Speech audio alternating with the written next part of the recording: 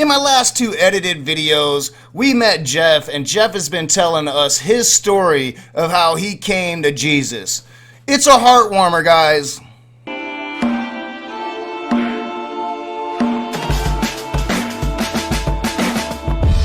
What is up, you heathens and demons, you beautiful, blasphemous people? Welcome back to A Raging Atheist. I'm your boy, Nakasuchi, and today we're once again looking at Jeff, up-and-coming Christian rapper, boy band look-alike. This is gonna be fun. But as always, want to thank my patrons first. Without your guys' support, the channel wouldn't be getting better. And just your support goes a long way in building my confidence here in what I'm doing. I appreciate every single one of you. If you'd like to become a patron, link is in the description below. Alright, my godless people. We're finally to the end of this heartwarming Jesus story that Jeff has been giving us. We've learned how he was a drunk and at 18 drove his car into a tree and God superimposed his initials into it. We heard about how he went to a party, took a lot of mushrooms, started talking shit, got his ass beat. And now we're to the part of the story, finally, where Jeff is gonna meet Jesus. Let's get into it. And I was still on shrooms, but I wasn't really, I don't know, it's really hard to explain, but okay, so my friend, I was hugging him, I said I can feel you, they went through my pockets, I took my shorts off, I don't care, you can have all this stuff in my pockets. I kept hugging him, and then he's like worried, I don't know, maybe he was worried about me, you know, I don't know. He called the cops on me, saying, there's this kid in his underwear on mushrooms, and he keeps hugging me saying, I can feel you. Alright, so in the last video, Jeff talked about how he started ass beating and got his ass beat by like 10 dudes because he was talking shit to him. So when he wakes up, he feels like really calm. And he almost slipped up there, like he was about to tell you that he didn't feel the drugs anymore. And it's an outright just bullshit, and he stopped himself from saying it. Anybody that's done mushrooms or psychedelics would clearly see through that, because an ass whooping don't take that drug away. You're gonna feel that drug until that drug's done doing what it's doing. But yeah, he's like, maybe my friend, you know, was worried about me. No, dude, your friend wasn't worried about you. Your friend was worried that there was this dude in his underwear hugging on him, telling him how he feels him. That's why he called the cops on you, dude. Like, you were in your underwear, you were basically naked, hugging on your friend, and he felt uncomfortable. And I have to note, like, this is not anything weird. Like, if you've done mushrooms before, this is perfectly understandable. So the cops come, I'm sitting in the grass, like, cross-legged, and I feel incredible. Like, I felt incredible. And then I felt something brush my shoulder, and then I felt this chill and this peace, and something brushed my shoulder, and then I heard the name Jesus in my ear on this side. At that point, I felt incredible, like beyond words. You know, I'm not even gonna dismiss that this happened. It probably happened exactly like he is describing, and there's several possibilities for it. I'm gonna give you just a couple. First major possibility of how this happened to young Jeff here was he was on mushrooms, and mushrooms change your perception. You're gonna feel things, you're gonna have some audio hallucinations, you're gonna have some visual hallucinations, not real hallucinations, you're not gonna see stuff that's not there, but what's there is gonna be distorted, you know, so yeah, I mean, this is what happens on fucking mushrooms. I mean, I literally, on acid, not on mushrooms, but I've had some conversations on mushrooms that probably are along these same lines, but on acid one time, I literally had a conversation with Jesus Christ for 12 hours. Now, I woke up the next day realizing that I was really fucked up, so my perception was fucked, and I realized that I didn't really talk to Jesus Christ for 12 hours, I was talking to myself for 12 hours, but it seemed real. This peace that is inexplainable. So, the cops come, I'm sitting there in my underwear, they're asking me all these questions. Where are you? Where do you live? What's your address? What's your name? Blah, blah, blah. I tell them all the answers to the questions. I knew everything. I wasn't like out of my mind. And then at one, I think the cop asked me like, where are you? I said, Earth. And he thought that was funny. He was like, yeah, you know what? You're good. He thought I was fine. He's like, just stay over at your friend's house and don't drive. So I was gonna stay there, you know, the cops were about to leave. And I didn't tell them anything about me being choked out or anything because I didn't want to start any trouble. I just left all that out, all that information out. Alright, a whole shit ton of red flags going up. Dude's just making this shit up, I think. Alright, so one, like, this is like the worst cops in the world. So they're gonna show up to a party with a young teenager, 18-year-old dude, tripping out of his mind, and they're just gonna be like, you're good, stay the night here with your friend. No fucking cop is gonna do that. Like, you're tripping balls, they know you're tripping balls, they're gonna take you to the hospital. But then he goes on to say, I didn't tell him anything about getting choked out, didn't tell him about the fight, didn't want to be a snitch. But dude, they're cops, they're trained to see things, and you just said that you got choked out to the point of being knocked out, of passing out, of going unconscious, right? So you're telling me that these cops did not see any marks or bruising on your neck from being choked that forcibly? You know, I just have to call bullshit on this story. Again, I don't think you're lying, but I think that your perception was fucked from a very serious drug you were on. This story is not reliable, and if you can't see it just saying it, I mean, I have to ask, like, are you still doing these fucking drugs? So the cops were about to leave. I'm walking back with my friend. I don't know. Yeah, I guess he's still my friend. I don't know. I don't know. The whole situation's weird. You know, I have love for the kid. I don't hate on him for all this stuff that happened. I just see it as spiritual warfare. So you're still friends with a kid that used 9 other people to jump you, to choke you out to the point that you passed out. Now, in previous videos, I announced that I thought you had a lot of guilt in that you started it, you instigated it. Your friend probably should have called the cops, got you out of there. But instead, they chose to jump you. 10 on 1, your story, not mine. Not sure if I trust those numbers, but it was more than one person against one person. They jumped you. They choked you out until you passed out. They did violence. They did physical harm to you. And you're going to still be friends with this person? I think it shows a weak character. I mean, I personally am not going to be friends with somebody that does me wrong like that. I mean, they're gonna have to go a long goddamn way out of their way to prove to me that they were sorry for that shit. You should take more pride in yourself. You should love yourself more than that. This person did you wrong. He did you harm. He did you violence. You shouldn't accept it. So the cops said I can go. I started walking back with him, and then, you know, he seems fine. My friend seems like he's okay, I'll stay at his house. But then I saw, like, in his eyes, I just saw this black, it was like his eyes turned black.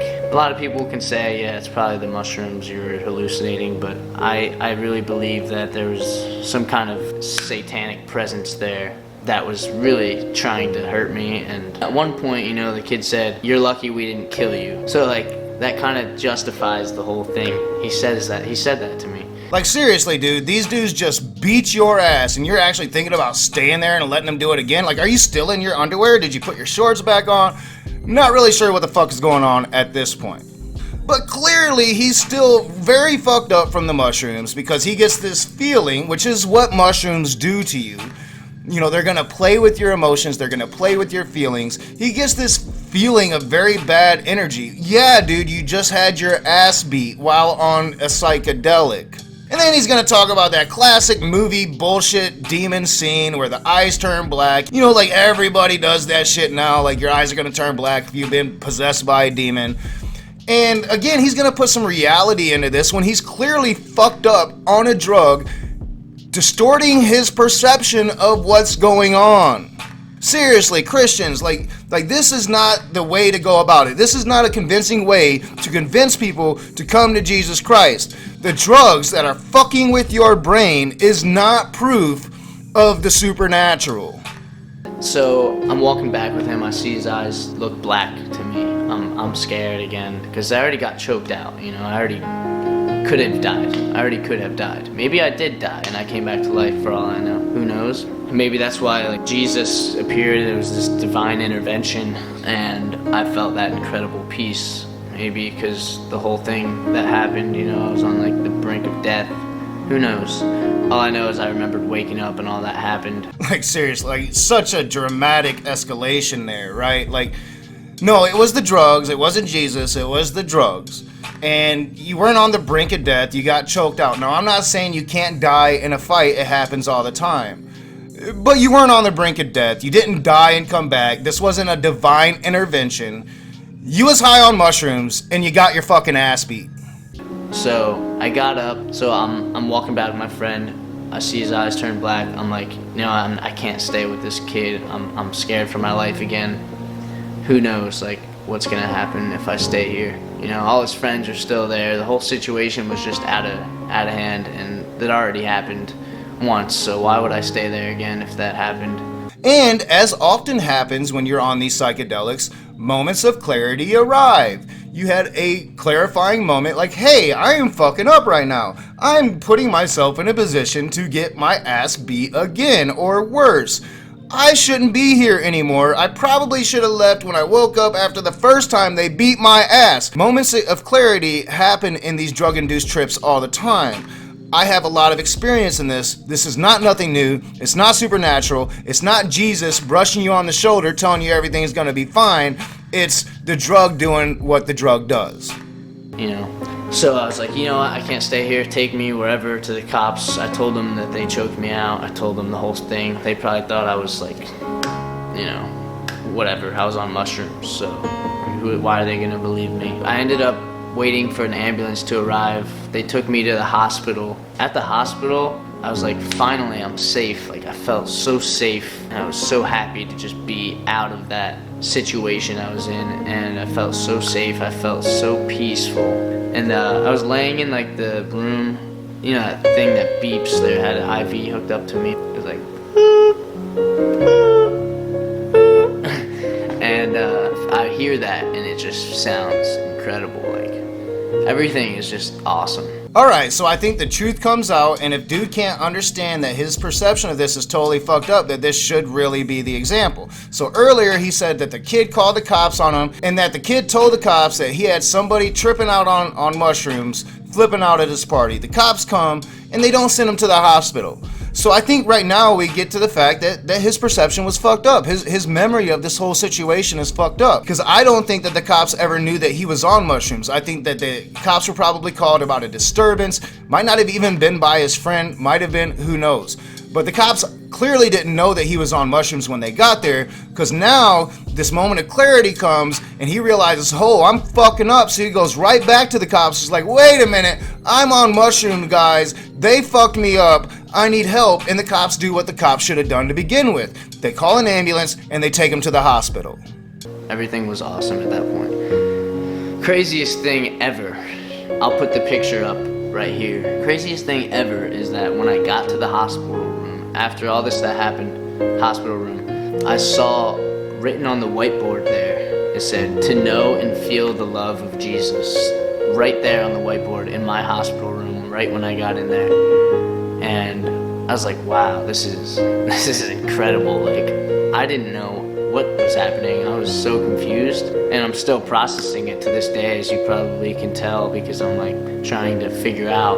I'm still kind of confused about the whole thing. But I mean, imagine that in a country that's 50% evangelical, 50% fundamental Christian, that a Christian nurse, a Christian doctor would put on their treatment plan something about Jesus. I don't like it, but I don't find it surprising, and definitely nothing supernatural about it. And I really don't fucking like it. I don't think that public servants should be able to bring their God into anything. I don't think nurses, doctors should have something about Jesus up on the wall. What if an atheist comes in? What if a Muslim comes in? How disrespectful would that be? And again, I have to cause a red flag. Like, I'm not sure. Like, I didn't see anybody write this. He's saying that this was there and he took a picture of it. But, like, he could have literally wrote that himself. Call me skeptical.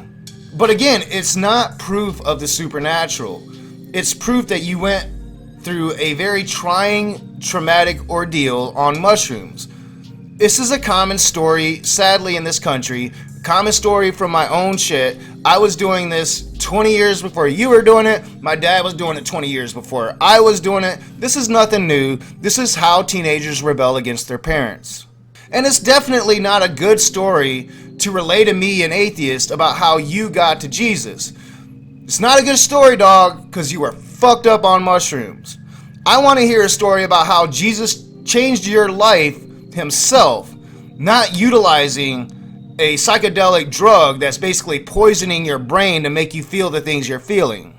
And I'm really glad I came across this because I have been very vocal about how personal stories are part of the discussion, but these kind of personal stories are not. And personal stories are just a variable. Like, there's no way to disprove or prove personal stories. I think that they're important to the discussion of how people individually come to these gods, but they're gonna have no basis on the actual conversation of, does God exist? Does God not exist? Should we even give a fuck?